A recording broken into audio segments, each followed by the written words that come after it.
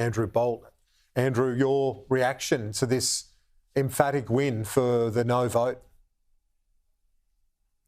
Well, I don't know why there's been so many long faces tonight. I think this is a brilliant day for Australia, absolutely brilliant. We've defeated an attempt to divide us by race in our constitution. We've stood for the principle of one person, one vote. I think it's marvellous. It seems Australians have seen through the falsehoods of the Yes campaign. I just wonder now how Anthony Albanese can stay on as Prime Minister. I mean, he's put us through this nightmare. He's wasted nearly $400 million of taxpayers' money. He's had Australians at each other's throats. Some of the scenes at some of the polling booths over the last couple of days, like the monstering of Warren Mundine, have been disgraceful. And unfortunately, the poison from all this will survive beyond today. There's going to be a battle to interpret what this vote means. Already, well, the whole campaign, Albanese and others have been saying this is about how nice we are to Aborigines. This is about racism. How can you then say, well, you know, Australians are racist? This would be a terrible blow to young Australians, to young Aborigines, to our image. Albanese has caused all this for nothing, for nothing. A month ago, when it was absolutely clear, 2 months ago, it was absolutely clear this voice would go down. Albanese didn't pull out. He kept going. And he didn't temper his rhetoric about, you know, how this was about being nice and all that kind of stuff. And there's one more reason too that he should go. One more reason. He said without the voice, nothing would change for Aborigines. We'd be voting for the same failure. That means he doesn't have a voice and he doesn't have any ideas to improve things for Aborigines, which we all want. And if he hasn't got any ideas, if he's completely out of chocolates, no voice to tell him what to do, make way for someone who can make a difference. So I just think brilliant day for Australia, but the bitterness will remain, and the person to blame for that is Anthony Albanese.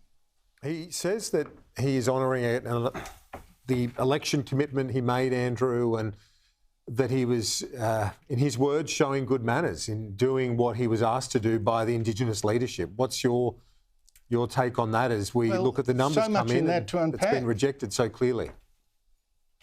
Well, a stupid promise to make.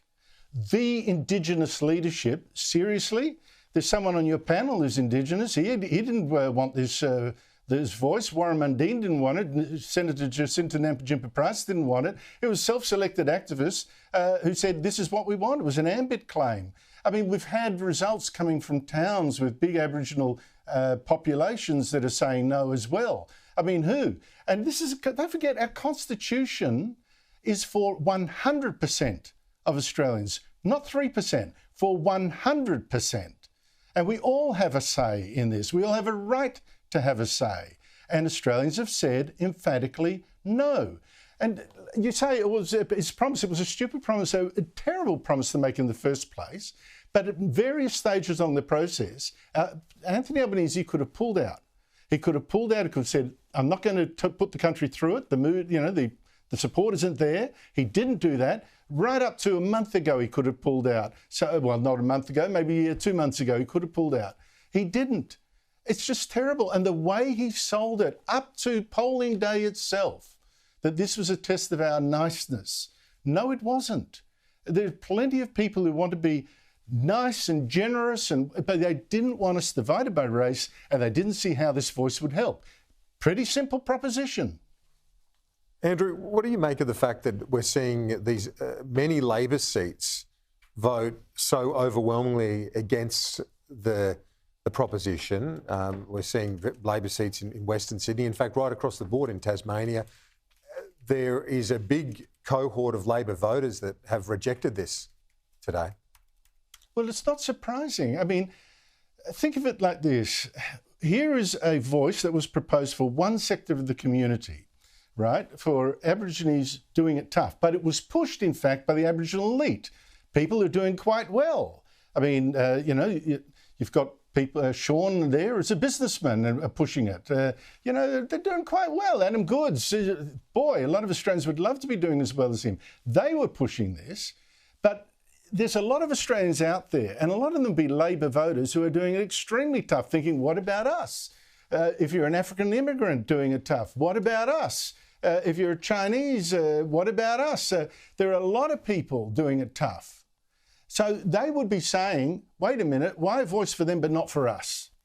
And they are Labor voters. And my question for the Labor Party is, I did not hear a single Labor Party MP, not a single one of them say this voice is wrong. This voice is divisive. This voice is racist. Don't divide Australians. Not one. They all went along with it when, meanwhile, many of their own supporters and members didn't want this. Unions as well.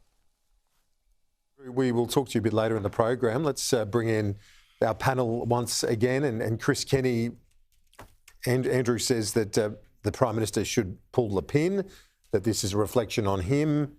What's your read on the politics, the fallout of this referendum? Well, I disagree with just about everything Andrew said then, so we could go through it point by point. But one thing I'd like to say at the outset, of course, is we all know that our Constitution has a race power.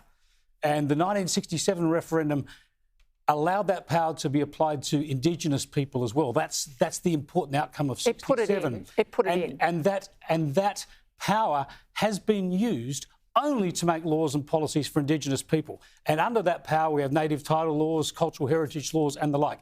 So the Constitution has special arrangements for Indigenous people, and the idea of a voice is to give them a non-binding say on those issues. So let's just be clear about that. I'm also clear, of course, about the voters rejecting it and accept the will of the people. But what I think's been rejected here is division. And I think the No campaign, they have every right to oppose this. Of course they did. But I think it's incumbent upon our political class when dealing not just with the Constitution, but when dealing with something as fragile and important as Indigenous recognition and reconciliation, to come at us with some sort of a bipartisan approach or as close to it as they could. And I do think the No campaign's choice to run on racial division, an argument I don't believe they actually subscribe to, because they say they would legislate a voice as well. And if you legislate a voice,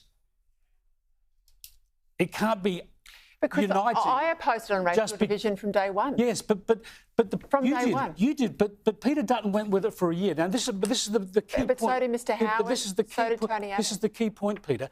A voice to Parliament cannot be non-divisive because it's only legislated, and racially divisive because it's in the Constitution. It's the same I suspect thing. the legislated voice will die a natural death. Well, this is your point then. This is an so it was just a ruse, an empty promise. No, I don't know. I'm not in the party room and neither are you. I mean, this... Well, it's what Peter Dutton's current policy. Let's see what happens tomorrow. But both sides of politics will look at this result, given how emphatic it is, and they will both have to now chart a course in the Indigenous policy area. That's where we are. We have a lot of Indigenous Australia being repudiated tonight in their aspirations. And my point about the key No argument is simply that it is not plausible. You can't say a reform is racially divisive, but say it's something that you would legislate for yourself. You were trying to, again, put this position that every Aboriginal person thinks the same. It's like saying to Michelle and I, just because we're women, we've got to line up on the same view on childcare or the same view on parental leave. This is a ridiculous proposition. But that's been the line from the Yes camp from day one. Anthony and I, they're call flutes out there. Way back, we disagree on this and other issues, including their call flutes today were saying 80% of Aborigines want this, vote for it. Well, they've had surveys like that. The point is, this whole thing of calling it racially divisive is toxic because it is self-fulfilling, and that's what we've seen. Nobody wants to vote for that. We've got Andrew Bolt still with us. Andrew, your reaction to that? I find it astonishing that Chris is still running this thing as, oh, it's the No campaign that's racially divisive, as he tries to sell us still, despite the result, a racially divisive proposal. Australians have looked at it and said, this will divide us by race, Chris, and they do not want it. And it's not the No campaign that's being divisive. And you can say, oh, look, there should be bipartisanship. Fine, Chris, why don't you agree with me and at least 55% of Australians on this proposal? Then we will have bipartisanship. Mate, you ran and you lost. You fought the fight and you lost. And mate, just point out one more thing before you go on, Chris. Could I just get a word in? One more thing. Just one more thing. You had a lot of words on the panel. This is only my second go. Let me just say one more thing and I'll cede the floor to you. This is a fantastic day for fighting the race politics that has driven Western society mad for years now with the Black Lives Matter and all that kind of stuff. You've had actually 2 elections today. One was this one, saying no to racial division and The Voice. And the other was just in New Zealand. They're still counting the votes. It looks like the Labor government there will go down in a screaming heap with probably half the support they had, 3 years ago. And one of the big factors there, it's race politics. It's race politics. This is a red letter day for fighting against the race politics that has been splitting not just us and not just New Zealand, but the Western world. Hooray!